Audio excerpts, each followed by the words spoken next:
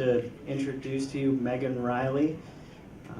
Meghan has a number of years of experience in information technology, IT, and also UX design. I think I said she's a project manager. I've worked with her on a number of projects, and Meghan brings her expertise, her great skills with people as a project manager and scheduler and rescheduler.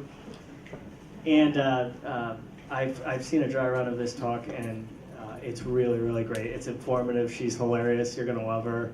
Please welcome Meghan.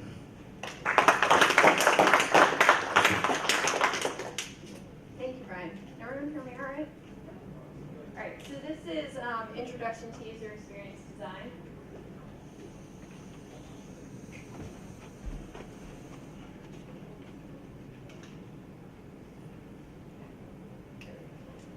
So, how many of you bike in the city? A couple of people. And of those of you that bike in the city, how many of you drive in the city? Okay. So,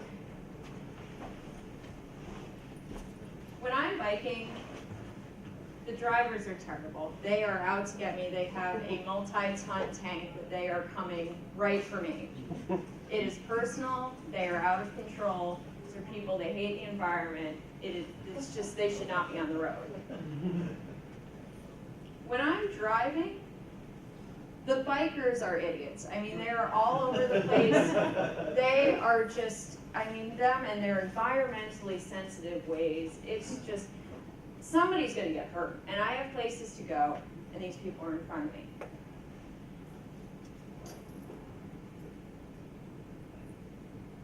How many of you have ever been frustrated when using an application? Good, good. And how many of you have ever made a design or development decision thinking, you know what, the user will figure this out. I don't see how anyone could ever be confused. And it's easier for me to code it this way. They'll get over it. Yeah, me too. So what's missing here is empathy. And empathy is understanding where someone else is coming from. It's putting yourself in their shoes. When you're the biker, it's, picturing what the driver might be going through. They're late for work. They just, drop their kid off at school. Kid's having a meltdown. Boss is going to be angry. So, they really want to just make that right turn. And if you're coming up in their way, yes, you can do it, but they get angry. Maybe it's not personal. And when we're talking about user experience design and we're talking about empathy, this is considering what the user is thinking and how they're using your product. And it's also about considering what the people on your team are thinking. So when you're a developer and you're getting frustrated with that designer who is giving you these crazy designs and this is just going to be difficult to do, it's understanding why that's happening and vice versa. The developer that just won't help you out, the guy that just keeps saying no, well, he might have his reasons. So welcome to the world of user experience design. If you're here, chances are you are new to user experience design. You're a stranger in a strange land. So I'm going to be your tour guide today. I'm going to take you through the trip itinerary here. We're going to go do an overview of what user experience design is. I'm going to talk a little bit about the value, especially to you as a developer. And then I'm going to tell you about some ways that you can get started thinking in a UX frame of mind. So what is user experience design? Let's look at a definition.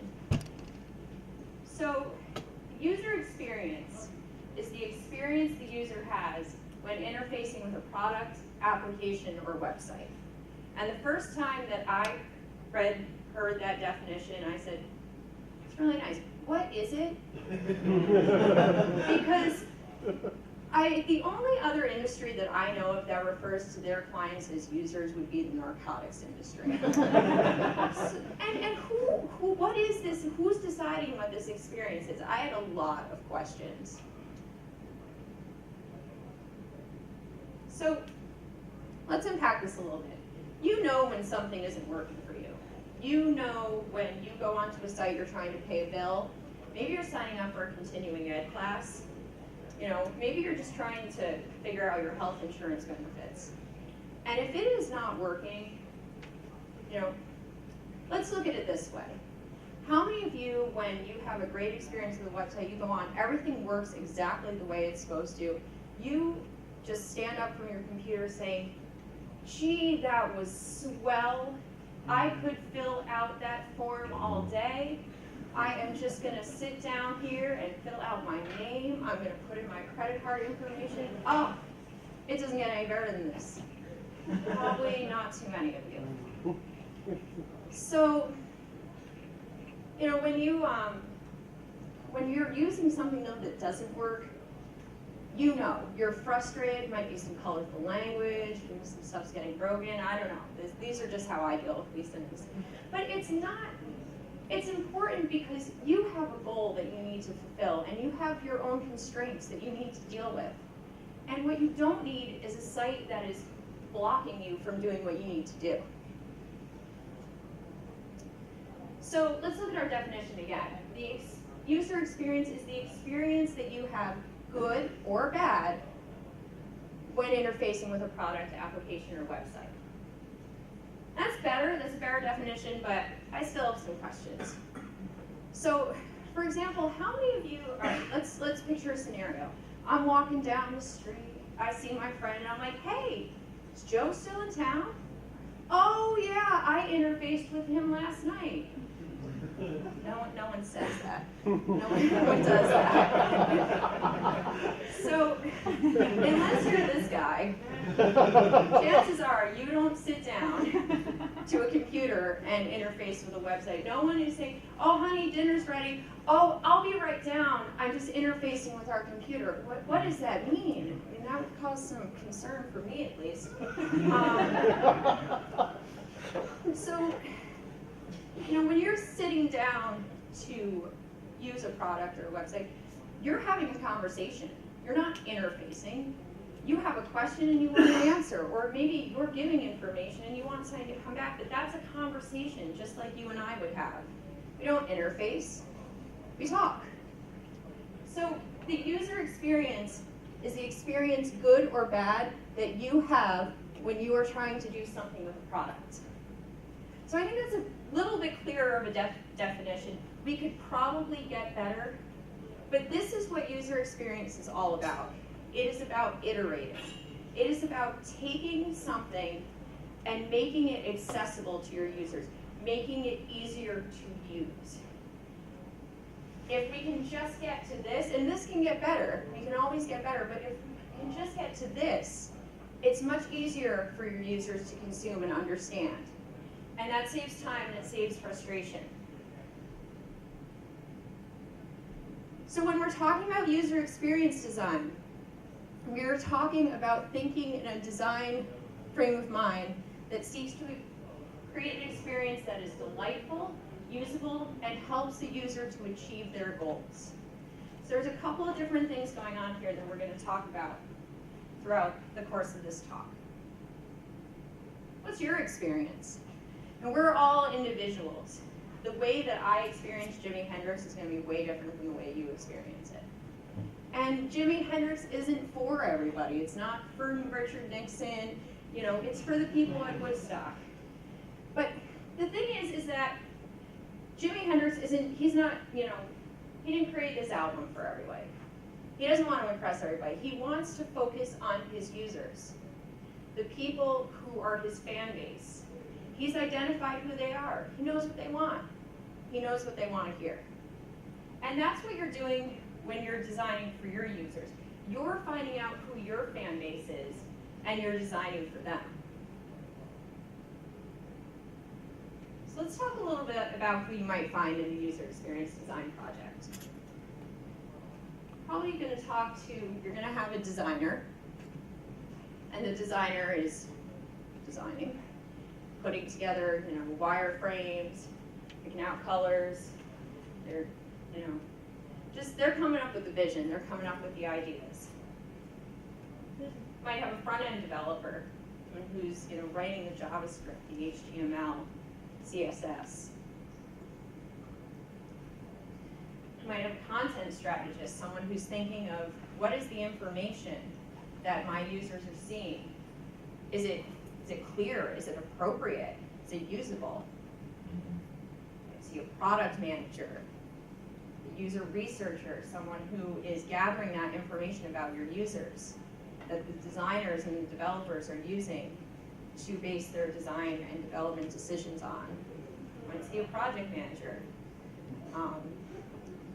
You'll have your stakeholders. The people who, these are the people, the business owners, they've got a lot at stake here, and they have goals. And your user, this is ultimately who is going to be spending the most time with this product. And they're the ones who can kind of make or break your business. So let's talk about our roadmap. So on any journey, I think it's a little helpful to look at a map, know where you're going. Well, a map's not going to tell you everything. It's going to give you a high-level view of where you are and your destination. So what I want you to take away from this is that it is circular. It is circular, and that the user is in the center.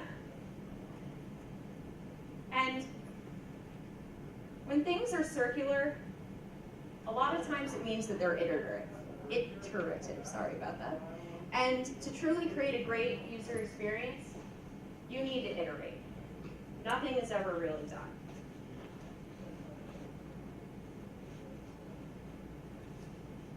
So to get this wheel rolling, you need to decide what are your goals. And to determine what your goals are, you need to know who you're designing for. And we don't just build things to build things. Even when we're children, we're building with blocks. Put a block down. By the time you're putting down the second block, you have an idea what you're going to do. You're either going to start stacking them up, or build a little house, or you're just going to do some abstract art. But once you place that foundational block, you're making some decisions about your goals. So when we're looking at this, do not look at this as a doomed carousel, a happy ride turned bad. The carnival that just won't. It just, the ride that goes on and on, the project that just won't stop. Look at it as a wheel, taking you to your destination. It's turning, you're going through the cycle, but you are moving towards a goal. How do we know where we're going? So when we identify our goals, we're talking about balancing the user goals with the business goals. And this is what is equaling your project goals. You have to keep your business goals in mind. In a perfect world, yes, we could create a product that our users is just completely designed for our users. But there are reasons why you have to make design decisions that benefit your business. So you have to find a way to balance those goals.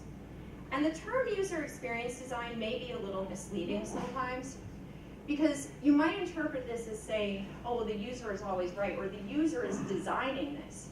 But they're not, and there are reasons why you do not want your user to be designing your product. Henry Ford said that if he had asked people what they wanted, he would have said faster, they would have said faster horses. Obviously, cars was the right way to go, at least I think, but. And this guy, he's come up with a wonderful product for him, but this is what happens sometimes if you ask people to, what do you want? What would you like to see? Well, this is everything that I need. But this is where your expertise comes in. This is why users don't design for themselves, because as designers and developers, we have something to offer. We can take their goals and take our expertise and make a product that actually works for them.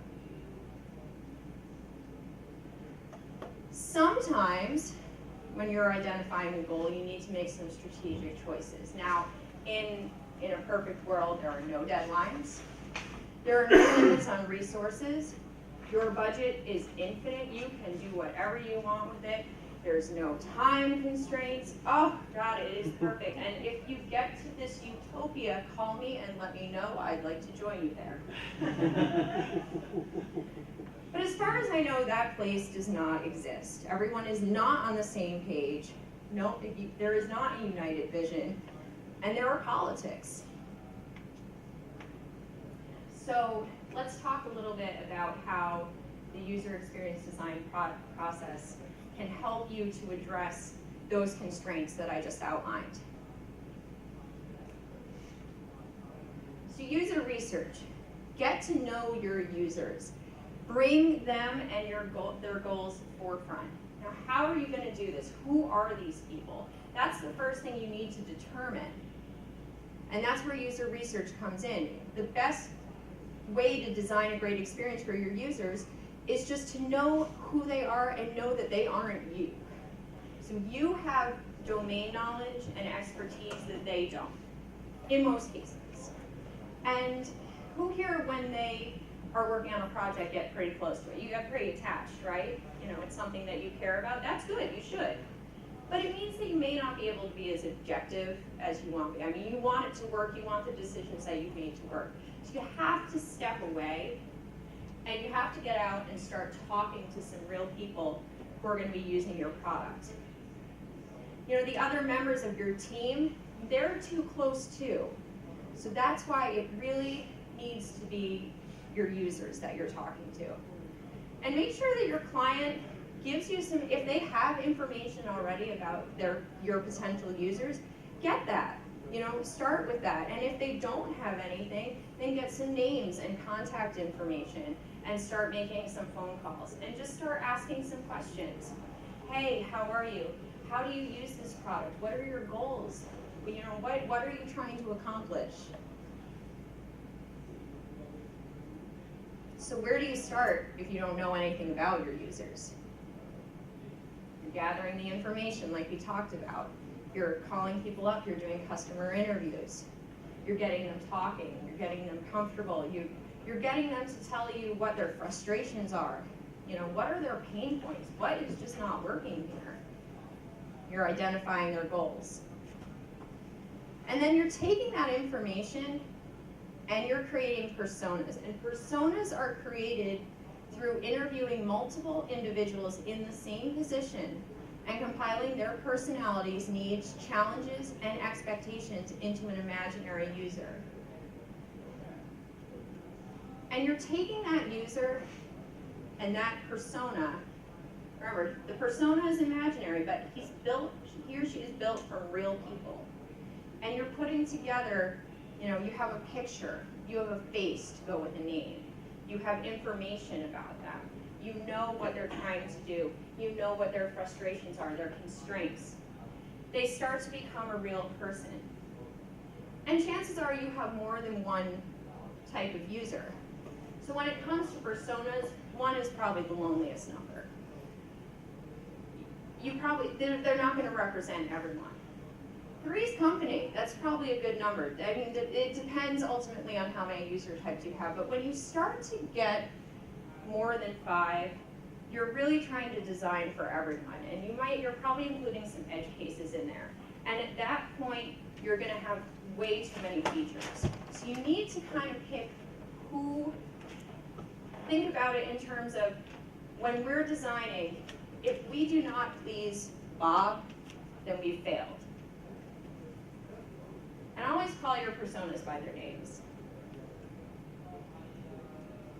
So make your personas part of your team. Invite them to your meetings.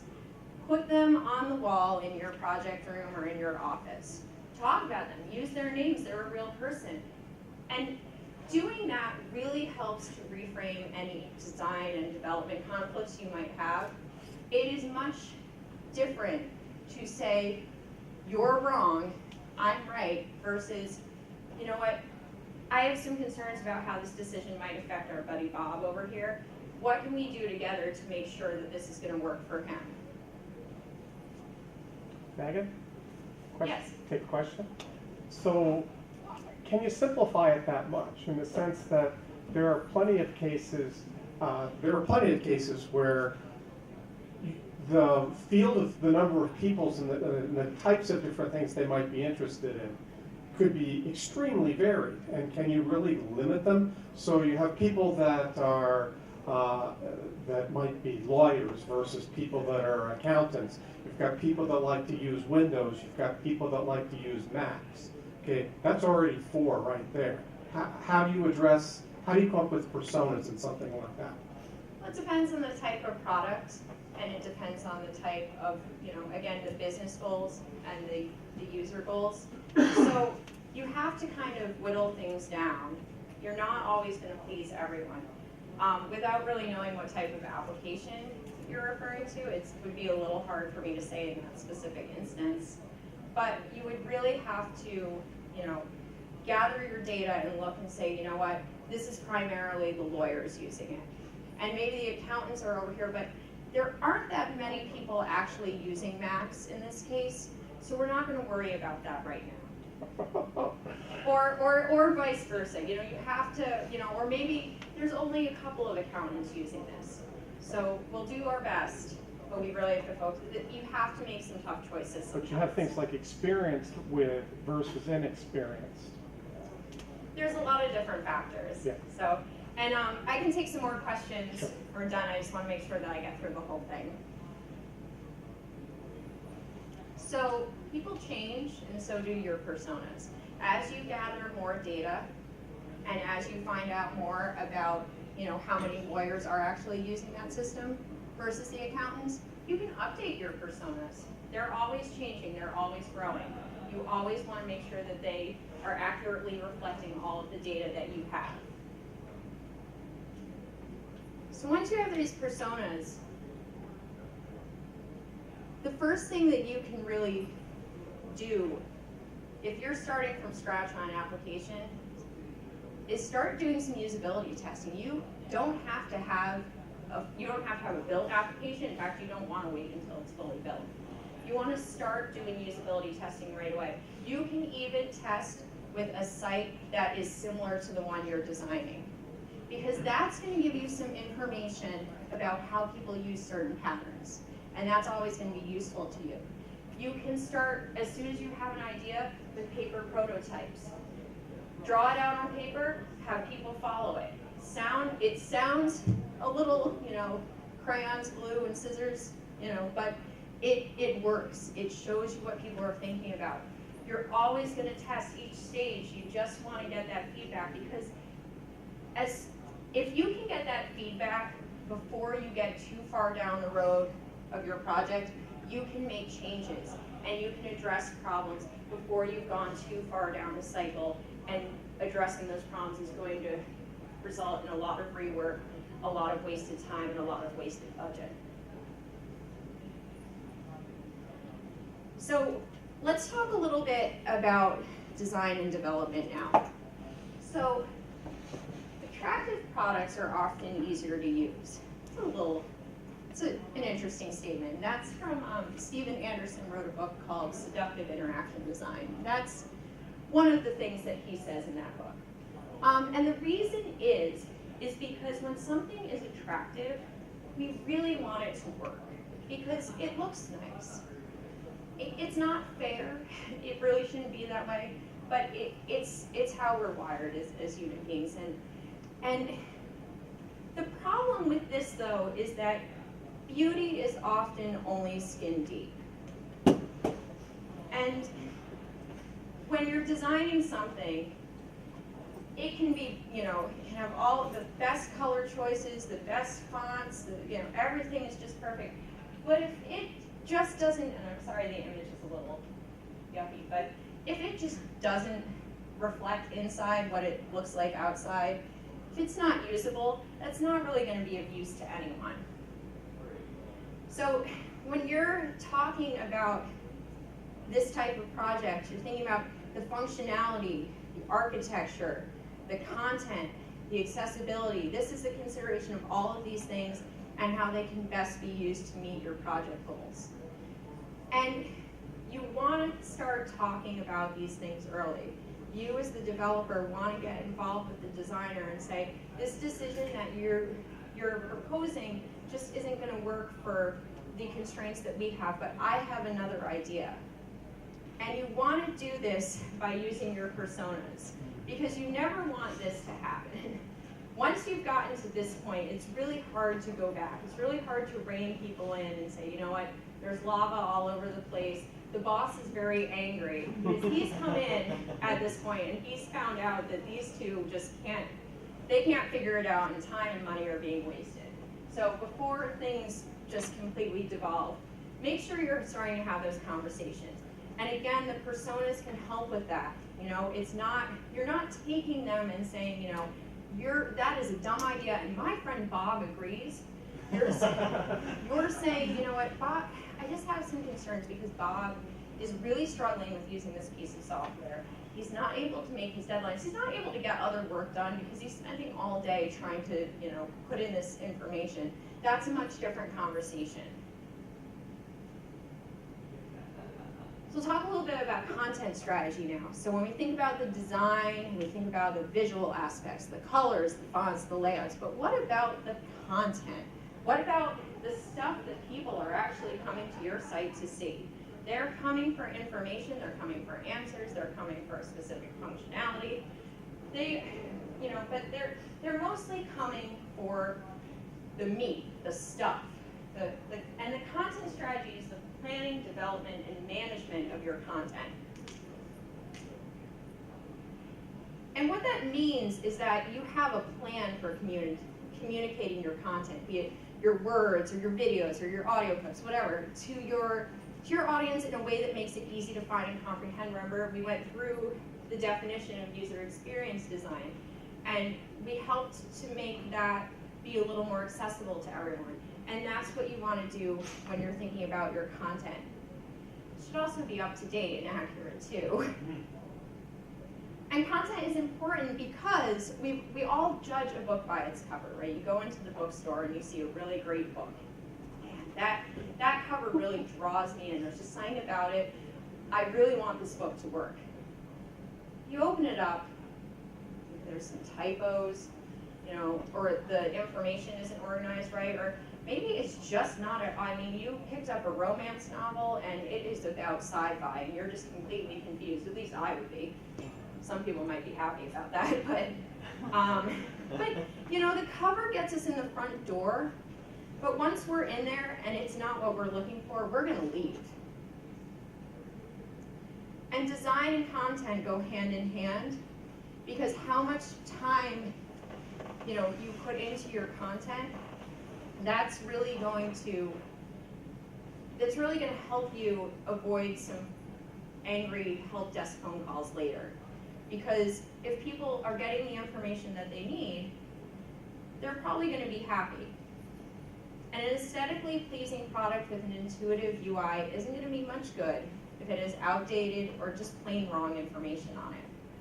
And people just aren't going to keep coming back if you're not giving them what they want.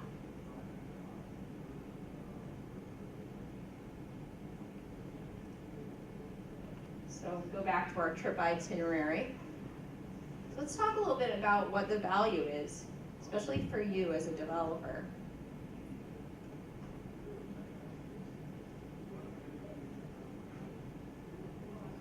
So having a product with a great user experience means that the whole product team, not just the designers, are involved from the start. You want everyone to start from the same place of understanding. Everyone needs to be weighing in at the beginning. You know, we all agree it's more fulfilling to get the right product than to just meet deadlines. And who feels better about their work when the thing that you've built is actually being used by people? You know, I do. So we're all creators of this product. I mean, you aren't just code monkeys implementing the wills of the designers. You're actively involved. This is something that you're invested in, and you want to see people succeed too. So when you're building for the user, you're really doing a lot of different, you're solving a lot of different problems. You're creating less waste because ultimately, as you're iterating and you're testing, you're discovering problems early when you can fix them in very low fidelity, but once you start getting into high fidelity, it is much harder to fix those problems, and it is much more costly. No one wants waste, no one wants technical debt, and everyone wants to be as efficient with their resources as possible. I mean, how many, we've all been in that meeting where, you know, you bring the stakeholder in, and they've been out of touch the whole time. They come in and they say, oh, this isn't what I wanted. And you're already, you know, developing. You're already, you think you're almost done. And you're really starting again, unfortunately. So you gotta work together. You need to know what the problem is. You need to know who the designers are and what they're designing for. But the problem is they're trying to solve. And you can help be part of the solution. We really need your development expertise. You know, help it. Is this a better way to do this? Because we've got a problem, and we need you to tell us what we can do to solve it.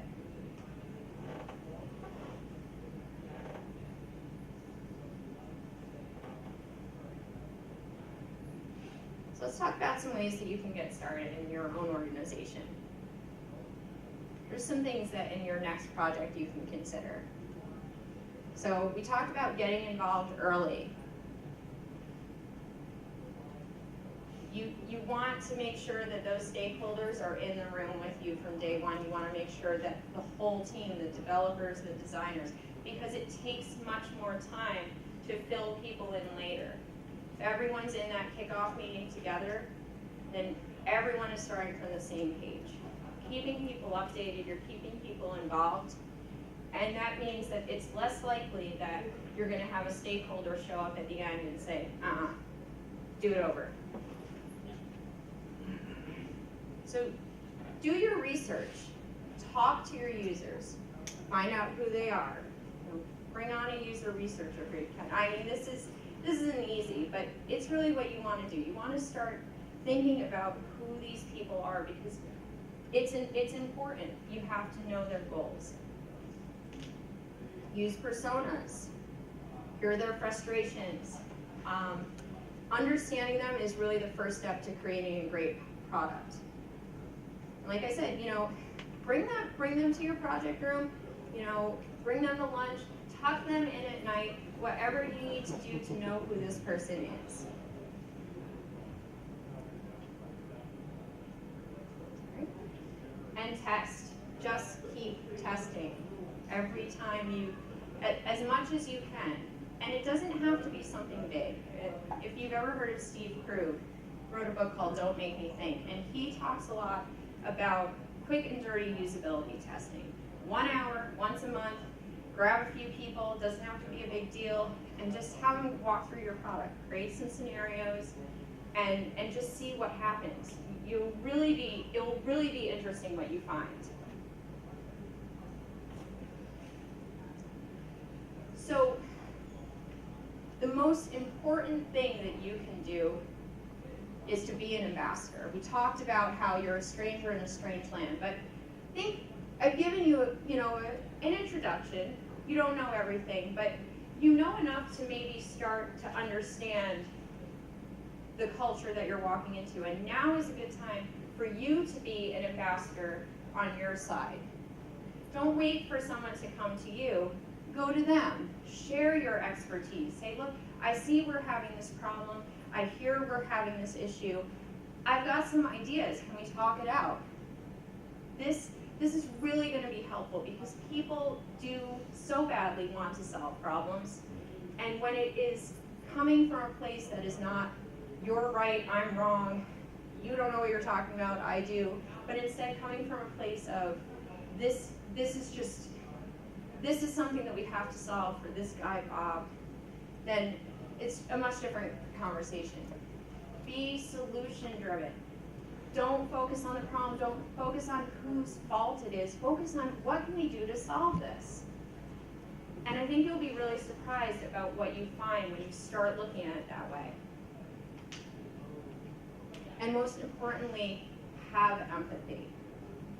Think about, the biker and the driver. Think about how when you are, before you make some judgments or before you make some decisions, think about how another person would look at it. It's just, when you're thinking about your users and you have empathy, you suddenly start looking at the project in a much different way. And it really gives you something to strive for. You're not just passing the time, you're not just trying to get something done, you're really trying to improve someone else's experience. And to me, that is the most rewarding thing about what I do, is that at the end of the day, if I know that a project that I've worked on has improved someone's experience ever so slightly, then I succeeded. So, does anyone have any questions at this point? Yes? Hi. Sorry, I'll just yell at her after that. Oh,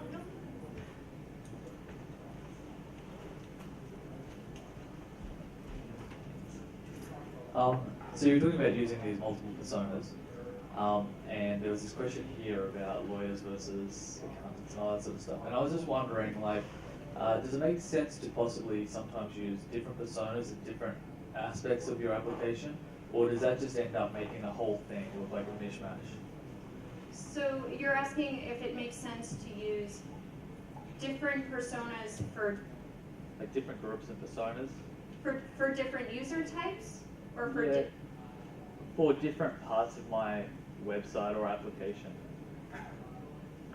could you give me an example? Okay, so if we had like a front end and then we had like an administration back end, and we might have an accounting portion of that, for example, does it make sense for, if I'm going into my application and then I go into the admin part and then I'm actually going into an accounting subsection, for example, is it acceptable for me to use a couple of accountant, for example, personas just for that part of my application? Or does that just end up making the whole thing look thrown together? So, and jump in if I'm not understanding you correctly, but I think in that case, one thing you would want to do is have that administrator persona, because that person is not the same necessarily as the end user, but you do want to account for them and their actions, because if they can't do what they need to do, then ultimately that's not going to benefit the user at all. So you would, in that case, you would want to have those different personas. Does that answer your question? Essentially, yeah.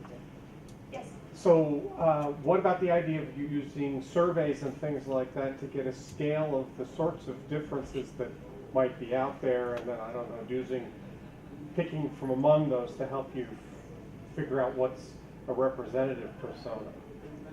So you can use different data collection methods, but I think ultimately your client will probably be the one who's identifying who their user types are. You might do that in a brainstorming session. That's kind of, I don't have too good of an answer for you on what the best data collection method would be. But I will say that really once you know who those people are, the best way to really confirm who they are is to do the customer interviews and just really start talking to them, because it puts a face with a name. Maybe it depends a little bit on the environment that you're in, because I sense too, if you are a company which is doing development of things for another business which has customers, then you're going to want to deal largely with the person in the middle that represents them. If you end up being something like a nonprofit who has a whole host of users, okay, there isn't that intermediary. Or it could be like the people at your company or something like that. And I don't know if that changes how you look at things. It changes, I think, how you determine who the users are.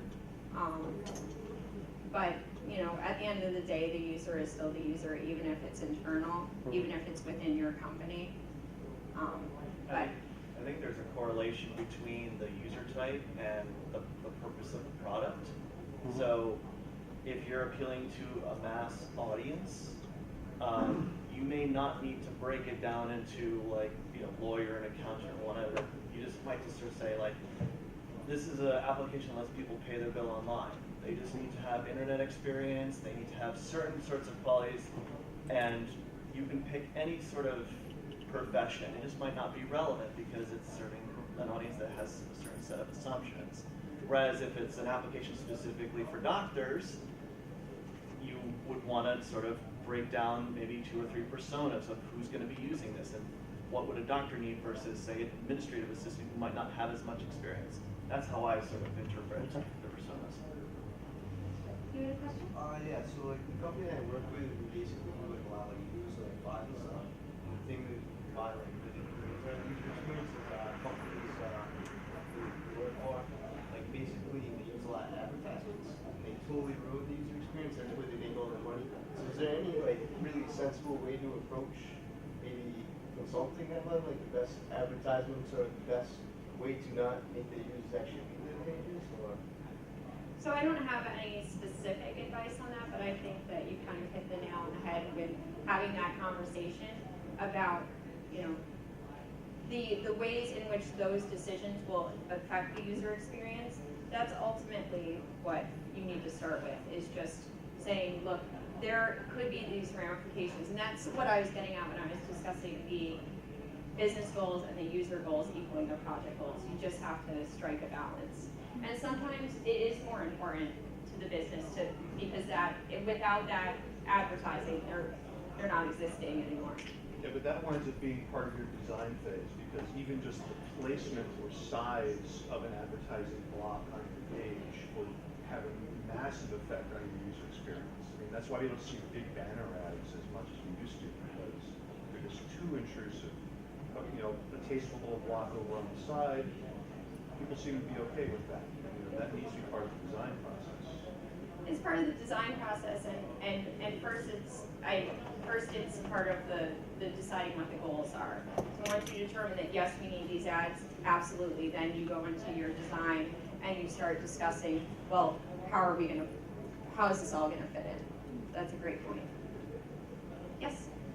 How would you sell this to, at a company who doesn't currently spend any time, effort, money on customer interviews, usability testings?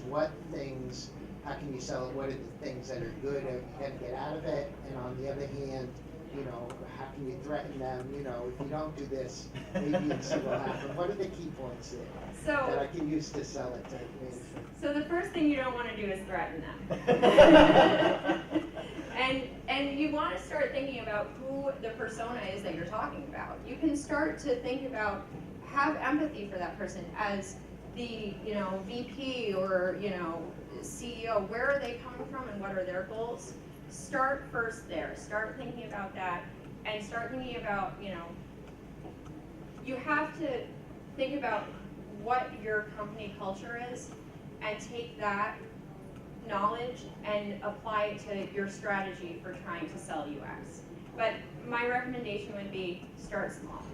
Start small, because people, you go in and say, I've got this great idea, and run through an entire presentation about all of UX, there's just going to be a lot of question marks. So you might, start small. Start talking about how different decisions can really benefit an application and really benefit the user's experience, and start talking up how having a better user experience will mean that you ultimately are going to have happier users, which then follows that they'll stay and not leave. So it's all about the way in which you frame it, but I would recommend starting small. I also think that empathy applies in this situation as well, like understanding, who your boss or up the chain, what sort of experiences they've had with user experience or dealing with designers or dealing with whatever. Maybe they just don't trust that particular type of profession or whatnot, get inside their heads and figure out how do I sort of win that battle just by understanding their concerns, their priorities. There's a great talk recently that Jared School's been giving about how we, as developers, make lots of features for an application or a piece of equipment or whatever it is, and that the difference ends up being the time you go, the space between features becomes like the experience. So if you're organizing your features in like the phone, right? The iPhone comes out and it just blows everything out of the water, because before that it was a flip phone running WAP and all these doodads and links and stuff like that, and it never felt like a cohesive thing.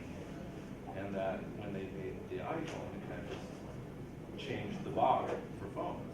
That was because they used user experience to collect all the features together to make it awesome. Yes. But I also think you need to look at your end user and make sure you're collecting the right information and make sure their experience is right. I'll give you an example. My town sends out an email. Great, you can pay your property tax online. I log in.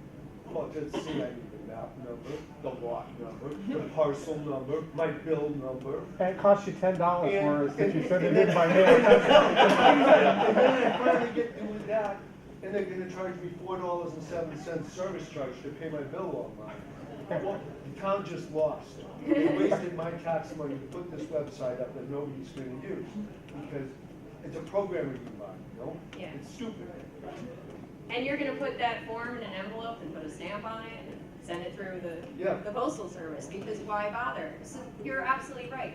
The intent was there, but the execution didn't follow through. So, and that's really where you start having conversations with people. Well, what is it like when you're trying to pay a bill? For me, it is the most unpleasant thing ever.